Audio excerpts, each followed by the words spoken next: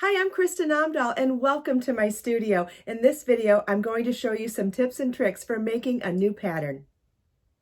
In this 6-part video series, I'm going to show you how to make some easy mitts, loofahs, and dishcloths using Be So Scrubbi Yarn is my brand new number 3 DK weight textured yarn that is great for scrubbing dishes, cleaning bathrooms and floors, or even exfoliating your skin. You'll also need a size H8 or 5mm crochet hook and a yarn needle and scissors.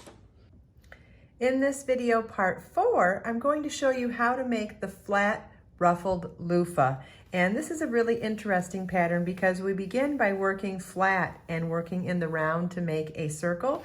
And then we work into the surface to create this beautiful ruffled texture that would be wonderful for washing pots and pans, washing dishes, cleaning countertops or tables, or using as an exfoliating scrubby in the shower or bath. Lots of wonderful ways you can use this or give it as a gift. This particular pattern takes 2 balls of Be So Scrubbi yarn, and you'll also need a size H8 or 5mm crochet hook and a yarn needle and scissors. Let's get started. We're going to start by tying our yarn to our crochet hook. You can use a square knot, a slip knot, whatever works best for you. And then we're going to do a chain 4. And slip stitch into the 4th chain from your hook. We don't count the loop on our hook, so we'll count back 1, 2, 3, 4, slip stitch into that 4th chain to create a chain 4 ring. And now we're going to work our stitches in round 1 in the center of that ring. Round 1 begins with a chain 1 and single crochet in the ring. Insert your crochet hook, yarn over, pull up a loop, yarn over, pull through 2 loops on your hook. That's a single crochet. Then we're going to work a half double crochet in the ring. Yarn over, insert your hook, yarn over, pull up a loop, yarn over and pull through all 3 loops on your hook. That's half double crochet. Then we're going to work double crochet. Yarn over, insert your hook in the ring, yarn over, pull up a loop, yarn over, pull through 2 loops on your hook. Whoops, let's do that again. Got a little crazy there. All right, double crochet. Yarn over, insert your hook in the ring, yarn over, pull up a loop, yarn over, pull through 2 loops on your hook, yarn over, pull through 2 loops on your hook. And then we'll work 7 more double crochets also in the ring.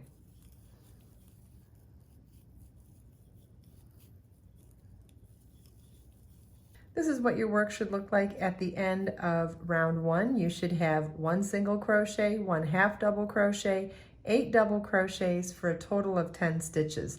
And we're not going to join in the round. We're going to work these rounds in a spiral. We're not going to work in the round. So now we're going to begin round 2 with working 2 double crochets through the back loop only in each stitch around. So if we started with 10 stitches, we're going to be increasing to 20 stitches at the end of round 2. Let me show you how we do 2 stitches in 1 stitch and work that back loop only. So it's yarn over your hook, insert your hook into the back loop of the very next stitch. So here's the full loop of that stitch. We're going to work into the back loop only. Yarn over, pull up a loop, yarn over, pull through 2, yarn over, pull through 2, and then we'll work a second stitch in that same back loop. Yarn over, insert your hook, yarn over, pull up a loop, yarn over, pull through 2, yarn over, pull through 2, and that's what we're going to repeat in each stitch around. So it's 2 double crochets through the back loop only in each stitch around for round 2, and do not join at the end of this round.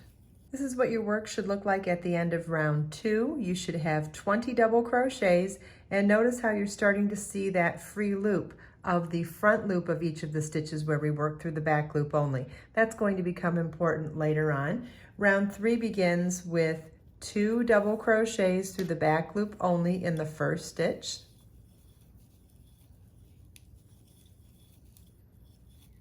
And 1 double crochet through the back loop only in the next stitch. And so for this round, our repeat is 2 double crochets through the back loop only in 1 stitch and 1 double crochet through the back loop only in the next stitch. You want to repeat that all the way around, and at the end of round 3, you should have 30 double crochets. This is what your work should look like at the end of round 3. You should have 30 double crochets. And again, look at how that free loop is starting to spiral around, and you can see it pretty prominently there. Again, we're not going to work into it yet, but keep that in mind that we are coming to that point very soon. Round 4 begins with 2 double crochets through the back loop only in the first stitch, and then 1 double crochet through the back loop only in each of the next 2 stitches. So our repeat for round 4 is 2 double crochets through the back loop only in 1 stitch, then 1 double crochet through the back loop only in each of the next 2 stitches, and you want to repeat that all the way around. At the end of round 4, you should have 40 double crochets.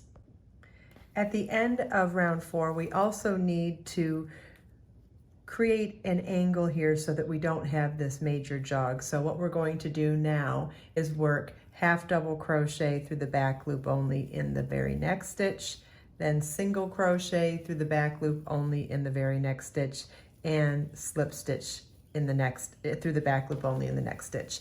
And then see how that creates that nice graduated decrease in height so that we don't have that jog anymore.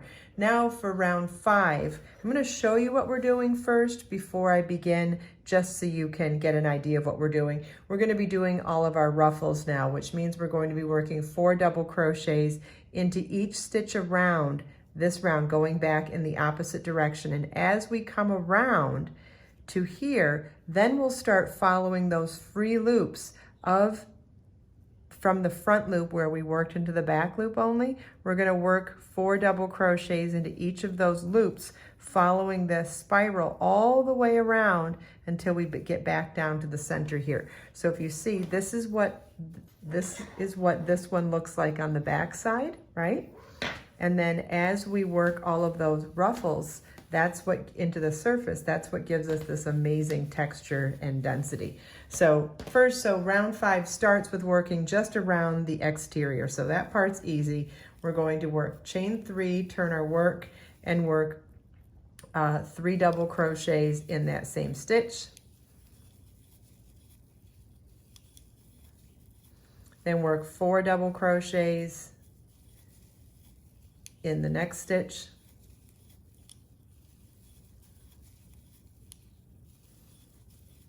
And we're going to work 4 double crochets in each stitch around.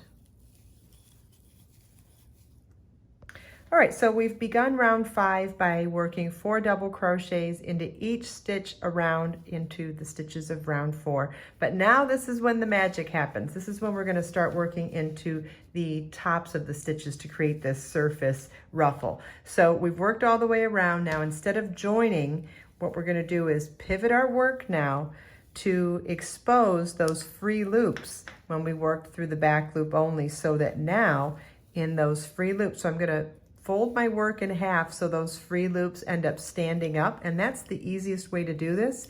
We're going to continue working 4 double crochets into each stitch around, only we're going to be working them into the top surface of these rounds through that free loop that was exposed when we worked through the back loop only. So this is the front loop. And you're going to work 4 double crochets in each stitch around, working around the entire spiral of the whole circle here, and working all the way back to the beginning chain 4 ring at the beginning of the entire project. So set this down again so you can see what I'm talking about. So we're working now into the surface of our work, and see how that stands up? See how that's standing up inside our work? And so that's the beginning of this round here. And then we'll be working that round and this round, and working all the way back to our beginning chain 4. And so when you finish the last set of 4 double crochets, you're going to fasten off, thread your work through to the center here, and then weave in your loose ends on the back. Isn't that wonderful? It's so simple and yet makes such a really elaborate and magical looking project. You can follow the link in the video description to download the pattern with all 6 patterns for the Be So Scrubbi Crochet pattern collection. You can also get information on ordering Be So Scrubbi Yarn. And there is a link in the video description as well for the playlist where you can watch all the videos in this series for Be So Scrubbi Yarn. I hope you enjoyed this video. If you have any questions at all, please leave them for me in the comments. Everything we talked about today, you can find as links in the video description below. Let us make time to create, share, and inspire today and every day. I'll see you in the next video.